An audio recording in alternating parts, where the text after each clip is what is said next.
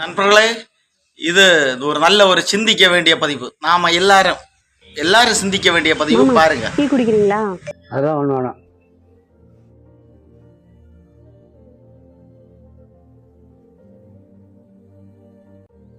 ஏங்க, சொல்லு.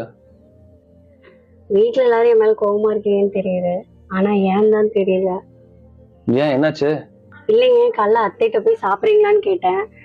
எதுவுமே பேசவே இல்லை.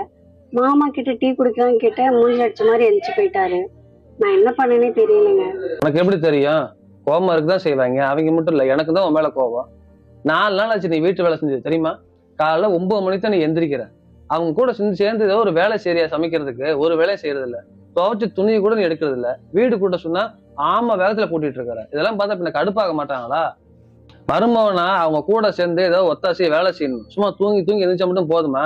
இல்ல கோச்சுக்கிட்டான வேற வந்து சொல்லுவேன். நெல்லு எதுவுமே சொல்லாம போற. என்னங்க சொல்ல சொல்றீங்க? மத்தவங்களுக்கு என்னை பத்தி புரியலன்னா பரவாயில்ல, உங்களுக்கே என்னை பத்தி புரியலன்னா நான் என்ன சொல்லிட்டோம்?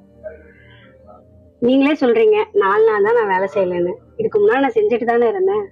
4 நாளா எனக்கு உடம்பு சரியில்லைங்க, பீரியட். என்னால முடியல. என் வேலையை என்னால செஞ்சுக்க முடியலைங்க. எதிர்த்து நின்றாலே மயக்கமா வருது.